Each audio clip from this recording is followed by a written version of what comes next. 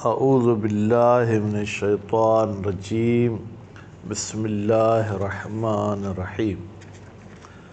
ہماری گفتگو شرائط مجیز کے بارے میں تھی۔ اس حوالے سے ہم 2 شرط پڑھ چکے۔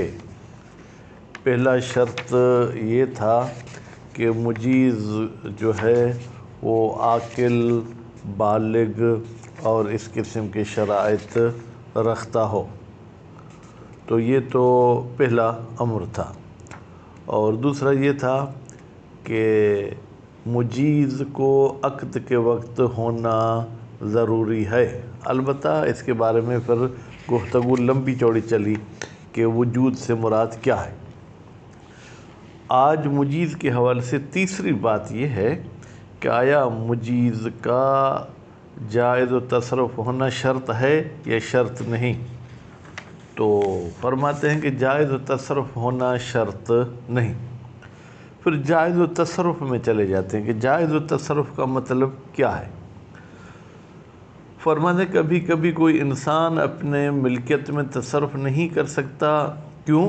اس لیے کہ تصرف کرنے کا کوئی مقتضی موجود نہیں ہے۔ مقتضی موجود نہیں کا مطلب کیا ہے؟ فرض کریں کہ آپ کسی چیز کو جلانا چاہتے ہیں لیکن اس کے لیے آگ ہی موجود نہیں ہے، یا کبھی آگ تو موجود ہے لیکن کوئی مانع ہے جس کی وجہ سے وہ نہیں جل پاتی، جیسے مثلاً وہ گیلی ہے، اس پہ پانی گرا ہوا ہے۔ پھر فرماتے ہیں کہ مقتضی کا نہ ہونا کبھی کبھی اس لیے ہوتا ہے کہ وہ شخص جو ہے کیا ہے، وہ مالک نہیں تھا اس بیچنے والی چیز کا، اور مالک کی طرف سے معذون بھی نہیں تھا، ٹھیک ہے۔ اور کبھی کبھی ایسے ہوتا ہے کہ یہ مالک تھا لیکن شریعت نے اس پر پابندی لگائی ہوئی تھی اپنے مال کے تصرف پر۔ معنی ایسا ہے کہ میری ہی ملکیت ہے، وہ میں نے کہیں پر رہن پہ رکھ دی، ٹھیک ہے، تو اس وقت میں نے بیچ دی، لیکن اس کے بعد پھر اس کی رہن میں نے آزاد بھی کرا لی۔ تو یہاں پہ ان مسائل میں بحث اور گفتگو ہوگی۔ تو گویا کہ یوں کہیں کہ کبھی کبھی وہ جو مالک ہے عقد کے وقت بھی مالک تھا اور اجازت کے وقت بھی مالک ہے، ٹھیک ہے، لیکن اسے تصرف کا حق نہیں تھا۔ تو ایسی صورت میں تو ہم کہتے ہیں کہ وہ اجازت دینا چاہے تو اجازت دے سکتا ہے۔ یا ہم یوں کہیں کہ بھائی جب وہ مالک بھی تھا، صرف اس کے لیے تھوڑی سی رکاوٹ تھی، وہ دور ہو گئی، اس نے وہ چیز بیچی ہے، پھر تو گویا کہ اجازت کی بھی ضرورت نہیں ہے۔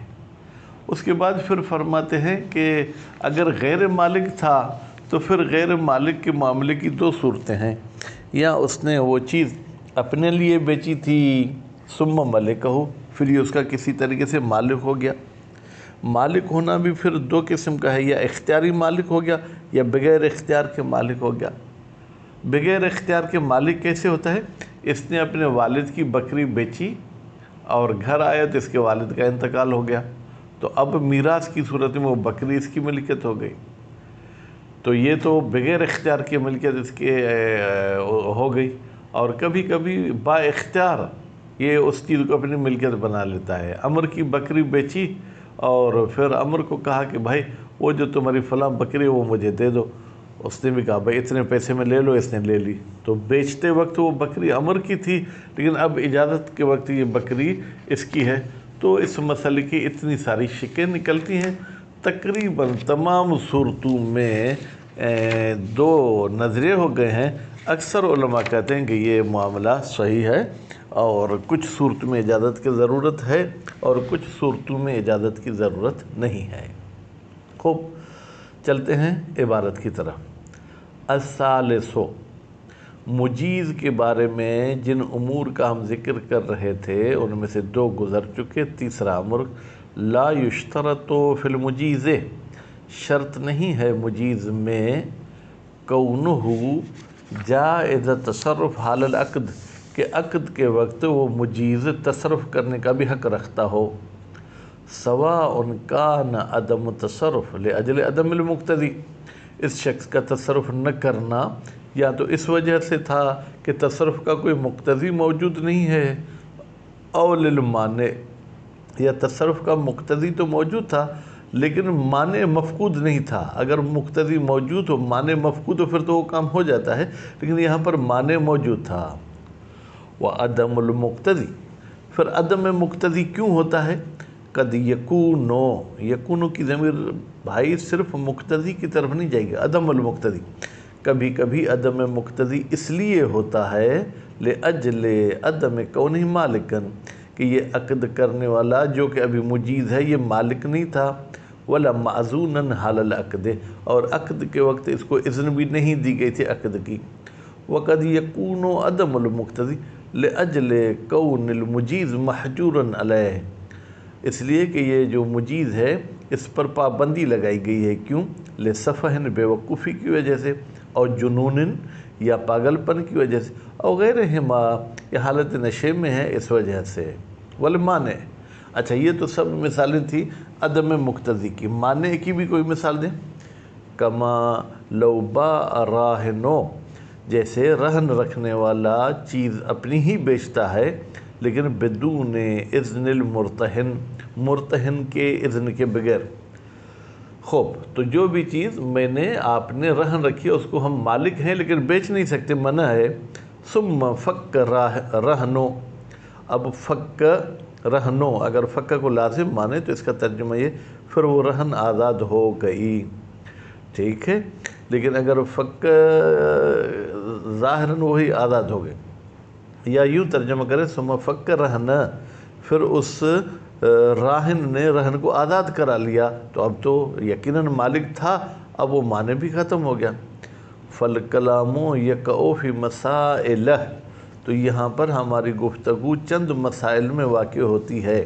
الاولی، المسألۃ الاولی، پہلا مسئلہ، ان یکون المالک حال العقد هو المالک حال الاجازت، فرماتے ہیں عقد کے وقت جو مالک تھا وہی مالک ہے اجازت کے وقت بھی، یعنی مالکوں میں تبدیلی نہیں آئی۔ لیکن المجیز لم یکن حال العقد جائز تصرف، لیکن مجیز عقد کے وقت تصرف کرنے کا حق نہیں رکھتا تھا، کیوں؟ لحجرن، اس پر پابندی تھی، پابندی عقلی تھی یا شرعی تھی، مثلا جنون تھا یا کوئی چیز رہن پہ رکھی ہوئی تھی۔ والاقوی صحت الاجازت، اب مصنف صاحب فرماتے ہیں کہ اس صورت میں کہ بھائی قوی یہ ہے کہ اجازت صحیح ہے، کیونکہ وہ عقد کے وقت اس پر پابندی تھی لیکن اب پابندی نہیں ہے، بلکہ ہم یوں کہیں عدم الحاجت الی الاجازت، بھائی یہاں پر اجازت کی طرف کوئی ضرورت ہی نہیں ہے۔ اذا کان عدم جواز تصرف، یہ اس صورت میں اجازت کی ضرورت نہیں ہے جب ہم کہہ رہے ہیں کہ اس کا تصرف کرنا جائز نہیں ہے، کیوں؟ لتعلق حق الغیر، اس لیے کہ اس مال کے ساتھ غیر کے حق کا تعلق تھا، جیسے رہن، کما لو باع راہنو ففک رہنو یا ففک رہن، ٹھیک ہے، راہن نے کوئی چیز بیچی، اس وقت وہ رہن پر تھی، اس کے ساتھ مرتہن کا حق تھا، ففک رہنو، اب وہ رہن آزاد ہو گئی، قبل مراجعت المرتہن، ابھی مرتہن نے اس کی طرف رجوع ہی نہیں کیا تھا کہ مجھے اپنا قرض دیتے ہو یا یہ میں رہن بیچوں۔ فَإِنَّهُ، بتحقیق شان یہ ہے، لا حاجت الی الاجازت، یہاں پر اجازت کی طرف ہمیں کوئی بھی ضرورت نہیں ہے۔ کما صرح بہی فی التذکرۃ، جیسے کہ تصریح کیے بہی، اس عدم حاجت کی علامہ نے کتاب تذکرہ میں ہے۔ خوب، یہ تو پہلا مسئلہ تھا۔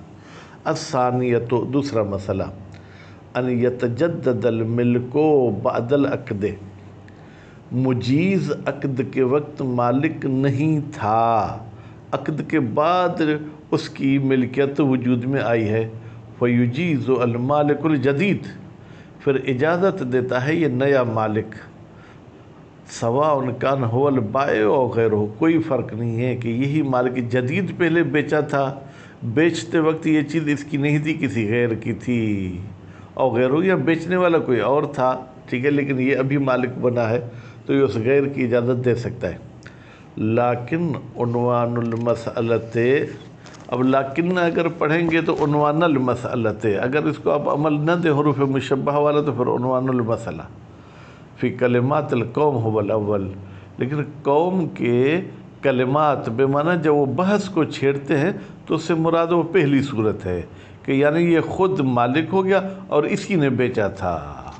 وہ ہوا، اب فرماتے وہ اول کیا ہے، ما لو باء شیئا ثم ملکہ، جب کوئی بندہ ایک چیز بیچے اور پھر اس چیز کا مالک ہو جائے۔ وَهَذِهِ تُتَصَوَّرُ عَلَى صُوَرٍ، هذه یہ مسئلہ کون سا کہ ایک چیز بیچتا ہے بندہ پھر اسی چیز کا مالک ہو جاتا ہے، اس کی چند صورتیں ہیں۔ لِأَنَّ غَيْرَ الْمَالِك، اس لیے کہ وہ شخص جو مالک نہیں تھا اور بیچ رہا تھا، اما ان یبیع لنفسہ، یا تو وہ یہ چیز اپنے لیے بیچتا ہے، یعنی چیز زید کی ہے میں اپنے لیے بیچتا ہوں، اور للمالک، یا مالک کے لیے بیچتا ہوں، ٹھیک ہے۔ پھر دوسری دو صورتیں، والملک، یہ جو مالک بنا ہے، اما ان ینتقل الیہ باختیارہ، یا تو یہ چیز اس کی طرف اس کے اختیار کے ساتھ منتقل ہوئی ہے، کہ شرائع جیسے اس نے یہ چیز خرید لی ہے، اور بغیر اختیار ہی، یا اس کے بغیر اختیار کے اس کی طرف منتقل ہوتی ہے، کل ارث، جیسے میراث اس کی طرف آ گئی۔ ثم البائع الذی یشتری الملک، پھر اس مسئلے کی یوں دو صورتیں بنیں گی، وہ بائع جو اس ملکیت کو خرید لیتا ہے جس پر عقد فضولی واقع ہوا، اما ان یجیز العقد الاول، یا تو اجازت دیتا ہے پہلے عقد کی جو اس نے بیچا تھا فضولتاً، و اما لا یجیز، یا اس کی اجازت نہیں دیتا، فیقع الکلام فی وقوعہ، پھر واقع ہوتی ہے گفتگو فی وقوع العقد للمشتری الاول، کہ پہلے مشتری کو جس کو اس نے فضولتاً بیچا تھا اس کے لیے معاملہ واقع ہوگا، بمجرد شراء البائع لہ، جیسے ہی بائع خرید لیتا ہے اس چیز کو، یا صرف خریدنے کے ذریعے مشتری اول کے لیے معاملہ واقع نہیں ہوگا۔ والمہم ہونا، وہ چیز جو یہاں پر ضروری ہے، ٹھیک ہے، التعرض، وہ یہ ہے کہ ہم جو ہے کیا ہے جناب پیش کریں، ہم وضاحت کریں کس کی، لبیان ما لو باع لنفسہ، اس صورت کو بیان کریں جب یہ شخص کسی غیر کی چیز اپنے لیے بیچتا ہے، ثم اشتراہ من المالک، پھر اسی چیز کو مالک سے خریدتا ہے، وہ اجازہ، اور پھر یہ شخص جو نیا خریدار ہے یہ اجازت بھی دیتا ہے۔ وَمَا لَوْ بَاعَ وَاشْتَرَى وَلَمْ يُجِزْ، یا یہ شخص وہ چیز جو بیچتا ہے اور پھر خریدتا ہے اور اجازت نہیں دیتا ہے۔ وَيُعْلَمُ حُكْمُ غَيْرِهِمَا، ان دو صورتوں کے علاوہ، ایک صورت یہ تھی کہ اجازت دیتا ہے، دوسری صورت یہ تھی کہ اجازت نہیں دیتا، اس کے علاوہ اور بھی صورتیں اگر ہیں تو یعلم حکم غیرہما منہم، ان دو کے بیان سے دوسروں کے بھی احکام ہم جان لیں گے۔ اما المسألۃ الاولی، لیکن پہلا مسئلہ وہ کیا ہے کہ اس نے خریدی اور اس نے اجازت بھی دے دی، فقد اختلفوا فیہا، وہ اس مسئلے میں علماء نے اختلاف کیا ہے۔ والظاہر المحقق، محقق ہلی کے عبارات سے ظاہر تو کہاں پر، فی باب زکوٰۃ من المعتبر، معتبر بھی لمحہ کی طرح کتاب ہے جس میں کئی سارے ابواب ہیں، کہتے ہیں کتاب معتبر کے باب زکوٰۃ سے ظاہر ہوتا ہے، فیما اذا باع المالک نصابہ، جب ایک بندہ جو کسی بکریوں کا، گندم کا، کھجور کا مالک تھا، ٹھیک ہے، نصاب کا مالک ہو چکا تھا، وہ بیچتا ہے قبل اخراج زکوٰۃ، بھائی جب نصاب تک مال پہنچ گیا تو تمہیں زکوٰۃ دینی چاہیے، لیکن زکوٰۃ نکالنے سے پہلے ہی وہ چیز بیچ دیتا ہے، تو گویا کہ اس نے اپنے حصے کے ساتھ فقراء کا حصہ بھی بیچا۔ اور رہن ہو، یا یہ شخص اس نصاب کو رہن پہ رکھ دیتا ہے، انہو صح البیع، محقق صاحب باب زکوٰۃ میں کہتے ہیں کہ یہ بیع صحیح ہے، وہ رہن، اور یہ رہن بھی صحیح ہے، فی ما ادا زکوٰۃ، وہ زکوٰۃ والے حصے میں صحیح نہیں ہوگی، باقی دوسری چیز میں، دوسرے مقدار میں صحیح ہوگی۔ فَإِنْ اغترم حصۃ الفقراء، اگر یہ شخص اپنی جیب سے ادا کرتا ہے فقراء کا حصہ، قال شیخ صح البیع ورہن، پھر کہا ہے کس نے، جناب شیخ توسی نے، کہ یہ بیع بھی صحیح ہے، یہ رہن بھی صحیح ہے۔ اب آپ کہیں گے کہ جناب بات تو چل رہی تھی کس کی، محقق صاحب کی کتاب معتبر میں، تو لگتا یہ ہے کہ انہوں نے پھر شیخ کی بات کو بھی نقل کیا ہے۔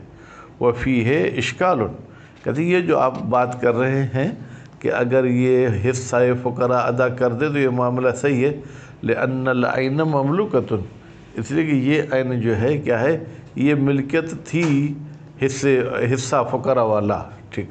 وَإِذَا أَدَّى الْعِوَضَ، اور جب یہ شخص اس عین کا عوض ادا کر دیتا ہے، ملک کہا ملکن مستأنفاً، تو یہ شخص اس عین کا یعنی حصہ فقراء کا گویا کہ نیا مالک بنتا ہے، پہلے تو اس کا مالک نہیں تھا۔ فَافْتَقَرَ بَيْعُهَا، تو پھر اس عین مملوکہ کا بیچنا محتاج ہے الی اجازت مستأنفۃ، ایک نئی اجازت کی طرف۔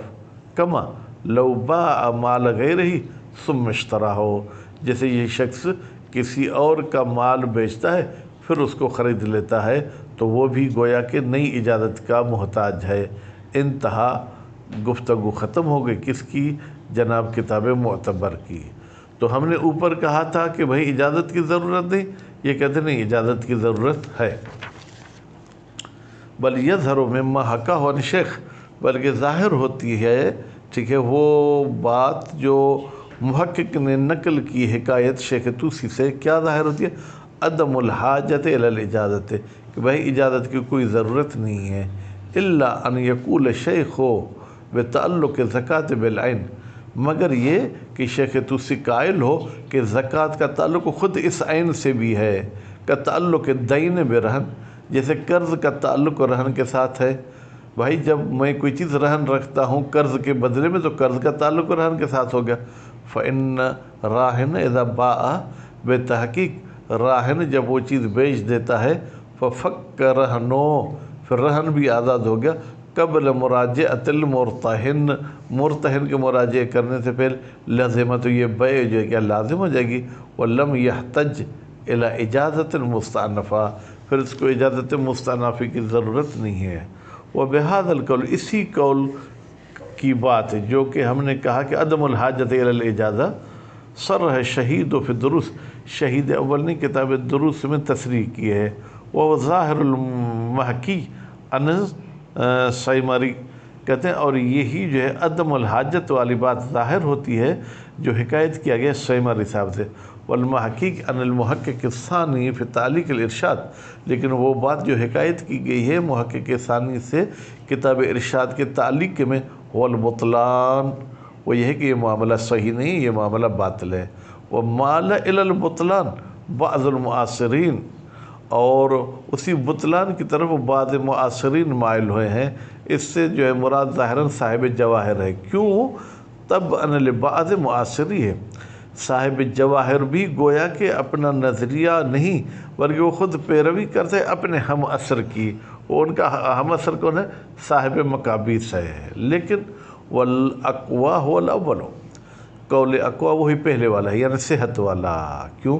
للاصل، ہم شک کرتے ہیں کہ یہ معاملہ صحیح ہے یا نہیں، اصالت صحت کہتی ہے کہ یہ معاملہ صحیح ہے، ٹھیک ہے۔ اور دوسری بات، والعمومات السلیمۃ اما یرد علیہ، اور ہمارے پاس بیع فضولی کے عمومات موجود ہیں جو سالم ہیں، اما ان اعتراضات سے، یرد علیہ، جو وارد ہوتے ہیں، علیہ اس اول پر، ما عدا امور، البتہ چند ایسے امور ہیں جو ہمیں اعتراض کی صورت میں نظر آتے ہیں۔ لفقہا، اب لفقہا کا لفظی ترجمہ تو یہ ہے کہ تلفیق کیے، جوڑا ہے، لیکن اس کو ابھی کہ ہاتھ کا بنایا ہے۔ بعض من قارب عصرنا، بعض ان علماء نے جو ہمارے عصر کے قریب ہیں، وہ کون ہے؟ وہ ظاہر صاحب المقابیس ہے۔ مما یرجع اکثر الی ما ذکر فی الایضاح، پھر انہوں نے جو باتیں جوڑی ہیں ان میں اکثر جو ہے کیا ہے، وہ گویا کہ رجوع کرتی ہیں ما ان اعتراضات کی طرف، ذکر فی الایضاح، جو ایضاح میں ذکر کی گئی، ایضاح کتاب کا نام ہے، اور جامع المقاصد کی طرف نکل جاتی ہیں۔